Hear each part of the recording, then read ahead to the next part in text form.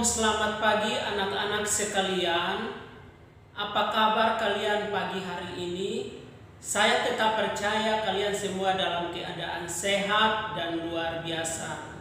Puji Tuhan, sebelum kita mulai pelajaran hari ini kita mau berdoa, mari kita berdoa. Bapa di surga, terima kasih untuk hari ini.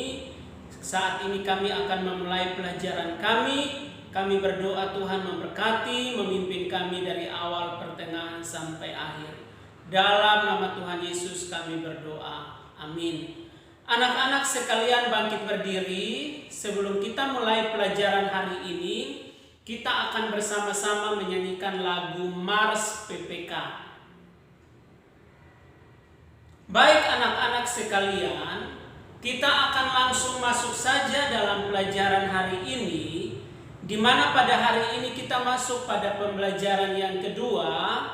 Di sana kita mau membelajar atau memperhatikan tentang penyakit-penyakit penyerang alat peredaran darah. Kalau kemarin kita sudah belajar dua, itulah anemia, lalu penyakit gagal jantung.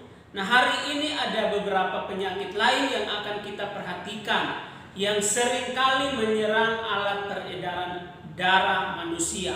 Anak-anak, hal yang perlu kita sadari dan kita tahu adalah bahwa kesehatan itu penting.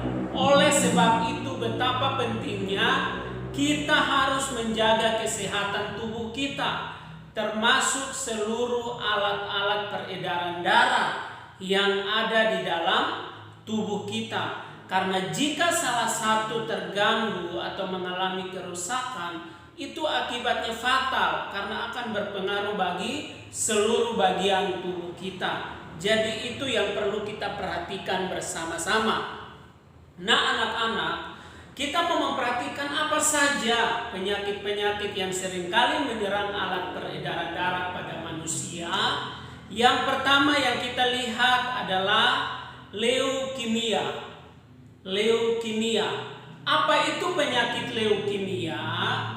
Leukemia itu dikenal atau disebut juga dengan penyakit kanker darah. Dan ini merupakan kondisi di mana jumlah sel darah putih terlalu banyak di dalam tubuh manusia atau tubuh kita.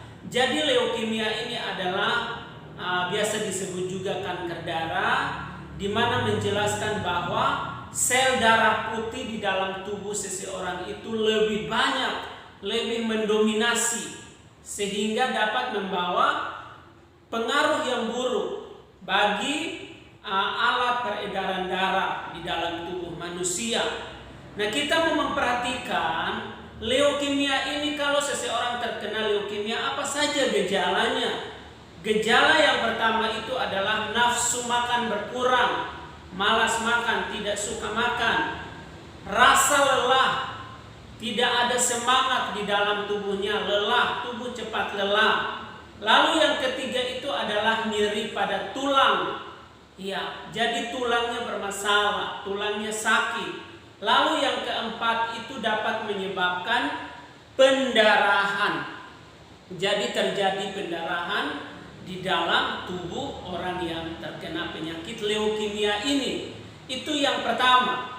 Lalu yang kedua itu adalah hipertensi. Apa itu hipertensi? Hipertensi adalah penyakit darah tinggi. Hipertensi itu dapat menimbulkan penyakit lain seperti penyakit jantung. Jadi darah tinggi itu berbahaya, bisa berdampak bagi jantung seseorang. Maka betapa pentingnya harus menjaga diri supaya tidak terkena penyakit hipertensi ini. Apa saja gejalanya? Gejala yang dapat kita perhatikan adalah yang pertama, tubuh terasa lemah. Lalu yang kedua, nyeri di kepala, sering kepalanya sakit di belakang atau pusing. Lalu jantung seringkali berdebar-debar, jantungnya itu tidak stabil. Dan yang keempat, menyebabkan sesak napas. Itu penyakit yang kedua. Lalu yang ketiga itu adalah hemofilia. Hemofilia. Hemofilia adalah penyakit dengan kondisi darah sulit untuk membeku. Jadi darahnya itu sulit membeku. Nah, hemofilia adalah penyakit keturunan.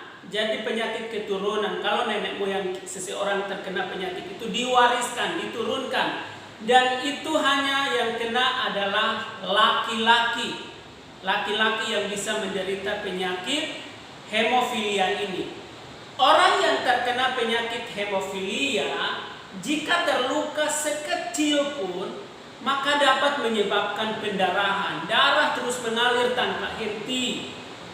Oleh karena itu, untuk menjaga supaya tidak terkena penyakit hemofilia ini, berjaga-jaga supaya kita jangan terluka, jangan sampai terluka.